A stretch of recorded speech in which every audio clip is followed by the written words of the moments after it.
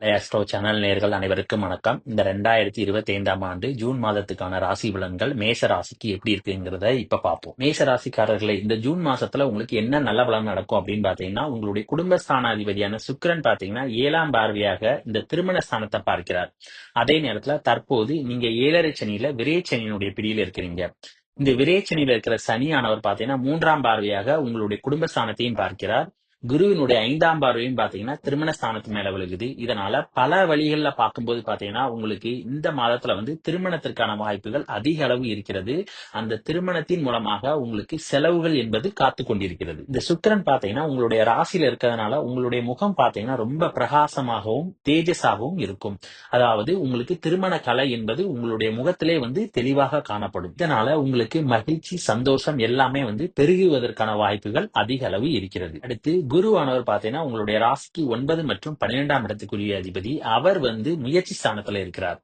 அதனால நிச்சயம் பாத்தீங்கன்னா இந்த நேரத்துல வெளிநாடு செல்வதற்கான முயற்சிகள்ல நீங்க இறங்குனீங்கன்னா நிச்சயம் உங்களுக்கு வெளிநாட்டு வேலைகள் கிடைப்பதற்கான வாய்ப்புகள் இருக்கிறது. இதோட உங்களுடைய ராசிக்கு 10ஆம் இடத்து அதிபதியான சனி பாத்தீங்கன்னா 12ஆம் இடத்துல இருக்கிறார். அதனால இந்த சமயத்துல வெளிநாட்டுல நீங்க ஒரு முதலீடு பண்ணணும் அல்லது வெளிநாட்டுல ஒரு பிசினஸ் ஸ்டார்ட் பண்ணணும்னு நீங்க நினைச்சீங்கன்னா உங்களுக்கு அதற்கான வாய்ப்புகள் பாத்தீங்கன்னா இந்த மாதத்தில் நிச்சயம் இருக்கிறது. அப்புறம் 9ஆம் இடம்ன்றது பாத்தீங்கன்னா அதிர்ஷ்டத்தை குறிக்கக்கூடிய இடம். அந்த இடத்தை குரு 7ஆம் பார்வையாக பார்க்கிறார். அதுவும் தனது வீட்டையே பார்க்கிறார். இதனால உங்களுக்கு அதிர்ஷ்டம் நிறைந்த மாதமாக இந்த மாதம் இருக்க போகிறது. தகப்பனார் வழியினுடைய சப்போர்ட் அப்படிங்கிறது உங்களுக்கு நிச்சயம் இருக்கும். அவர்களுடைய வழியில இருந்து பாத்தீங்கன்னா நிச்சயம் உங்களுக்கு சொத்து சேர்க்கைகள் ஏற்படுவதற்கான வாய்ப்புகள் நிறைய இருக்கிறது. வெளிநாடு சென்று படிக்கணும்னு நினைக்கிறவங்க பாத்தீங்கன்னா இந்த நேரத்துல நீங்க முயற்சி பண்ணீங்கன்னா நிச்சயம் வெளிநாடு சென்று படிப்பதற்கான யோகம் மேஷ ராசிக்காரர்களுக்கு அதிக அளவில் இருக்கிறது. மேஷ ராசிக்காரர்கள் கவனிக்க வேண்டிய முக்கியமான விஷயம் என்னன்னு பாத்தீங்கன்னா, ஆரம்ப கல்வி படிக்கிற மாணவ மாணவிகள் பாத்தீங்கன்னா படிப்புல கொஞ்சம் கவனம் செலுத்தணும். ஏன்னா தற்போது நீங்க 7.5 சனியினுடைய பிடியில் இருக்கீங்க. சனியினுடைய பார்வை வேற 2ல வேற விழுகுது. அதனால படிப்புல பாத்தீங்கன்னா பெரிதாக ஆர்வம் காட்ட மாட்டார்கள். இந்த மாசத்துல 2ஆம் இடத்து அதிபதி பாத்தீங்கன்னா 1ஆம் இடத்துல இருக்கிறதுனால நிச்சயம் பாத்தீங்கன்னா படிப்புல ஆர்வம் என்பது இருக்காது. அதோட புதனும் பாத்தீங்கன்னா உங்களுடைய 3ஆம் இடத்துக்கு 2ஆம் இடத்துல இருக்கிறார். அதனால ஆரம்ப கல்வி படிக்கிற மாணவ மாணவிகள் படிப்புல ரொம்ப கவனமாக இருப்பது நல்லது. அதோட காதலிக்கிற மேஷராசிக்காரர்கள் பாத்தீங்கன்னா காதல்ல கொஞ்சம் விட்டு கொடுத்து போகணும். ஏன்னா கேது பாத்தீங்கன்னா காதல் ஸ்தானத்துல இருக்கிறாரு. இதனால நிச்சயம் பாத்தீங்கன்னா காதல்ல பிரச்சனைகள் வருவதற்கான வாய்ப்புகள் இருக்கிறது. அல்லது மிஸ் அண்டர்ஸ்டாண்டிங் என்பது உங்கள் இருவருக்கும் இடையே ஏற்படுவதற்கான வாய்ப்புகள் இருக்கிறது. ஆகையால நீங்க ஒருவர் விட்டு கொடுத்து சென்றால் மட்டும்தான் காதல்ல சக்சஸ் என்பது உங்களுக்கு கிடைக்கும். குருவினுடைய 9ஆம் பார்வை 11ஆம் வீட்டுல விழுகுது. ராகு பாத்தீங்கன்னா 11ஆம் வீட்டுல இருக்கிறதுனால நீங்க இந்த சமயத்துல இன்வெஸ்ட்மெண்ட்ல ஈடுபட்டீங்கன்னா நிச்சயம் பாத்தீங்கன்னா உங்களுக்கு இன்வெஸ்ட்மெண்ட் மூலமாக வருமானங்கள் பெருகுவதற்கான வாய்ப்பு இருக்கிறது.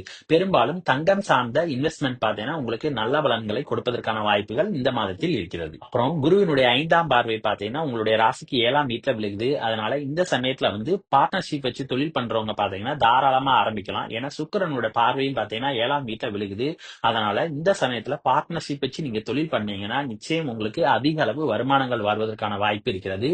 ஜவுளி தொழில ஆரம்பிக்கணும்னு நினைக்கிறவங்க இந்த மாசத்துல ஆரம்பிப்பதற்கு ரொம்ப சிறந்த காலகட்டம் சொல்லலாம். அதே மாதிரி அலங்கார பொருட்கள், பர்ஃபியூம் ஷாப், இந்த மாதிரியான ஷாப் ஆரம்பிக்கணும்னு நினைக்கிறவங்க இந்த மாதத்தில் தாராளமாக ஆரம்பிக்கலாம். மறுமணத்துக்கு எதிர்பார்த்து காத்துக்கிட்டு இருக்கிறவங்களுக்கு இந்த மாதத்துல மறுமணம் நடைபெறுவதற்கான வாய்ப்பு இருக்கிறது. ஏன்னா குருவினுடைய 9ஆம் பார்வை பாத்தீங்கன்னா 11ஆம் வீட்டுல விழுகுது. இந்த குரு ராகு சண்டால யோகத்தினால பாத்தீங்கன்னா நிறைய மேஷ ராசிக்காரர்கள் பாத்தீங்கன்னா மறுமணம் நடைபெறுவதற்கான வாய்ப்புகள் இருக்கிறது. அடுத்து பூர்வீக சொத்துல பாத்தீங்கன்னா அடிக்கடி பிரச்சனைகள் போவதற்கான வாய்ப்பு இருக்கிறது. ஏன்னா கேது 5ஆம் இடத்துல இருக்கறனால நிச்சயம் பாத்தீங்கன்னா பூர்வீக சொத்துல பிரச்சனைகளை இவர் ஏற்படுத்துவார். இந்த மாதத்துல மேஷ ராசிக்காரர்கள் பாத்தீங்கன்னா ஒரு முக்கியமான யோகம் காத்திருக்கிறது. இந்த யோகம் பாத்தீங்கன்னா உங்களுக்கு அதி அற்புதமான பலன்களை செய்ய போகிறது.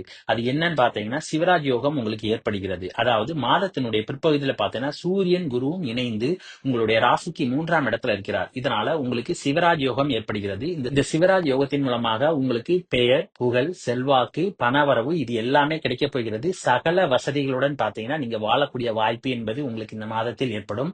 அதே நேரம் அரசு சம்பந்தமான எந்த ஒரு முயற்சிகளிலுமே பாத்தீங்கன்னா உங்களுக்கு வெற்றிகள் என்பது நிச்சயம் கிடைக்கும். ஆகையால இந்த சமயத்துல கவர்மெண்ட் எக்ஸாம் அல்லது கவர்மெண்ட் சம்பந்தமான எந்த ஒரு விஷயங்களே நீங்க ஈடுபட்டாலும் உங்களுக்கு வெற்றிகள் என்பது நிச்சயம் கிடைக்கும். இந்த சிவராஜ் யோகத்தினுடைய முழு பலனும் உங்களுக்கு கிடைக்கணும்னு நினைச்சீங்கன்னா உங்க ஜாதகத்தின்படி உங்களுக்கு தற்போது சூரிய தசையோ, சூரிய புத்தியோ, குரு தசையோ, குரு புத்தியோ நடந்துச்சுன்னா நிச்சயம் சாதகமான பலன்கள் நிறைய வாய்ப்புகள் இருக்கிறது. இந்த ஜூன் மாசத்துல மேஷ ராசிக்காரர்களா ரொம்ப கவனமாக இருக்க வேண்டிய என்ன விஷயம் அப்படின்னு பாத்தீங்கன்னா, உங்களுடைய உடல் ஆரோக்கியத்துல ரொம்ப கவனமா இருக்கணும். ஏன்னா உங்களுடைய ராசி அதிபதி 4ஆம் இடத்துல நீச்சமாக இருக்கிறார்.